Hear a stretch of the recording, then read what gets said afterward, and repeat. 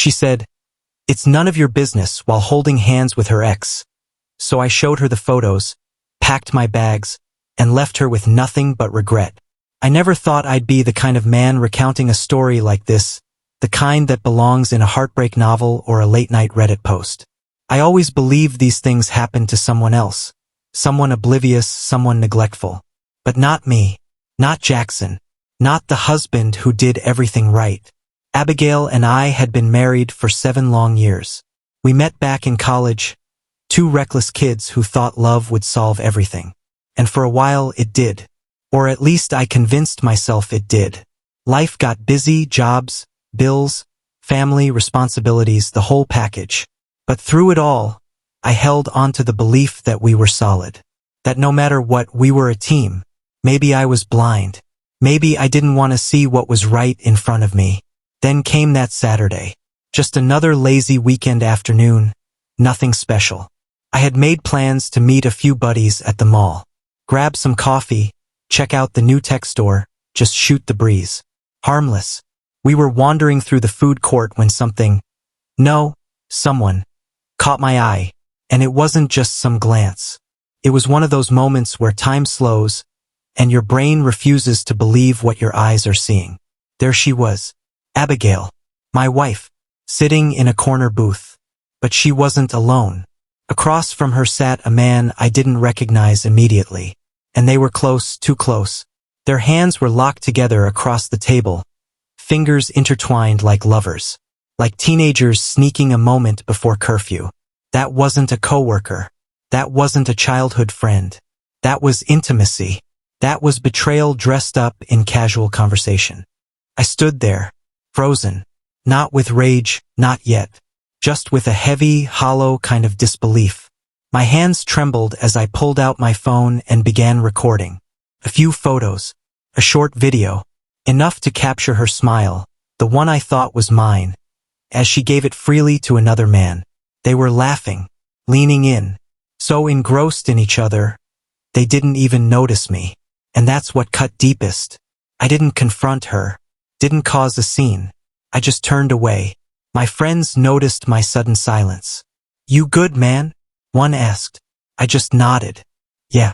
I gatego kropka. The drive home was a blur.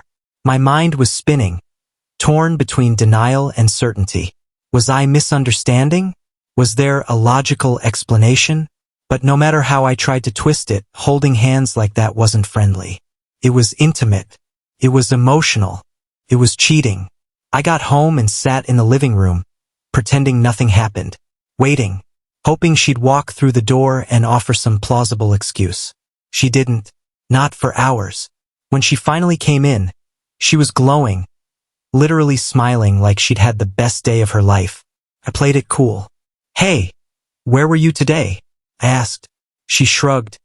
"Just out running errands." I let the silence stretch. "At the mall," I added casually.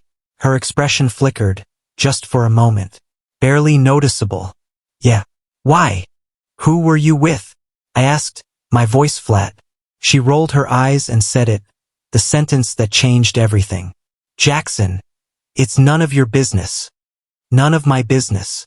That's what my wife said to me after I'd seen her holding hands with another man. Something snapped inside me. Not in rage, in clarity. I took out my phone and pressed play on the video. Her face fell instantly. The smile vanished. Her eyes widened. She stepped back, gripping her phone like a lifeline. That's my ex," she stammered. "We just met to catch up." I laughed, bitterly. Catch up? Is that what they're calling it now? Holding hands is just a nostalgic gesture. Huh. She looked around like the walls might save her. "It's not what you think." "Great," I said. "Then show me your messages. Prove me wrong." That was the moment. The instant she clutched her phone to her chest and said, "No, I don't have to."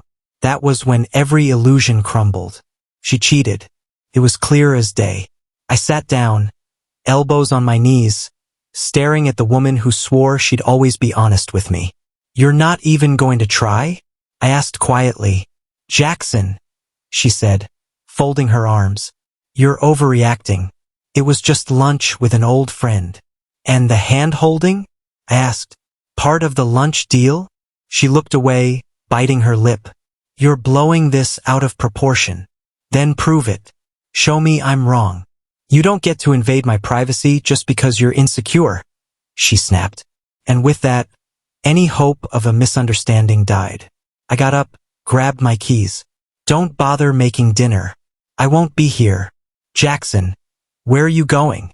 Her voice cracked, drenched in panic. Out, I said.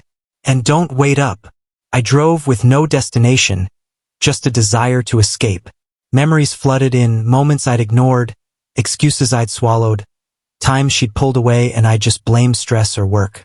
I ended up by the lake we used to visit when things were good. But it felt empty now. The peace was gone. That's when something changed inside me. I wasn't going to beg. I wasn't going to grovel. She made a choice. Now I was making mine. The next morning, while she still slept, I opened her laptop. No password. We shared everything, or so I thought. I dug through her emails. There he was. Her ex message after message. Flirting. Rehashing old memories. Even hotel receipts dated months back. This wasn't a lunch. This was an affair. When she walked in, half asleep, and saw me sitting there with the laptop open, she froze. What are you doing? She whispered. I didn't answer, just turned the screen toward her. She sat down, silent. I didn't mean for this to happen, she mumbled. It was a mistake. No, I said.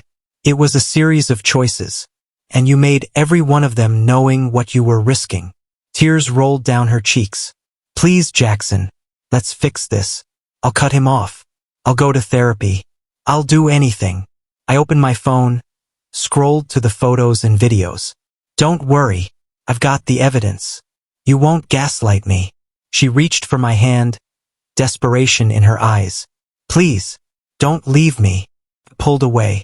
You should have thought of that before you chose him. I walked to the bedroom, grabbed a suitcase, started packing. She tried to block me, but I was done. Over the next few days, I went radio silent. Stayed at my brother's. Met with a divorce attorney. Gathered everything, receipts, messages, photos. I transferred my finances. Locked down our joint accounts. Let her family know. Her father texted, I'm sorry, Jackson. You deserved better. Her brother called, speechless. Even our mutual friends started backing away from her. Finally, I posted the truth on Facebook. Nothing cruel. Just facts. Yes, Abigail and I are separating. She chose to reconnect with her ex while lying to me. I caught them holding hands at the mall. She refused to show me her messages. This wasn't a mistake. It was a choice. When I came back home, she was sitting on the couch, eyes puffy, makeup streaked. Please, Jackson, she begged. Let's fix this. I set the divorce papers on the table. Sign them, I said. It's over. She sobbed, collapsing onto the couch. I was stupid. Please, don't leave me. I looked her in the eyes. You didn't just cheat on me. You destroyed us. Now you live with that. I picked up my suitcase and walked out. 7 years gone. Not with a bang. Just with silence. A few months later, the divorce was final. I kept the house. She left with nothing. Her reputation? In shambles. Her family? Barely speaking to her. Her ex? Didn't want anything serious, never did. She tried reaching out later. Texts. Apologies. Regrets. I never replied. Because sometimes the most powerful revenge isn't screaming. It's moving on without a backward glance. Like and subscribe if you've ever been betrayed but chose strength over suffering.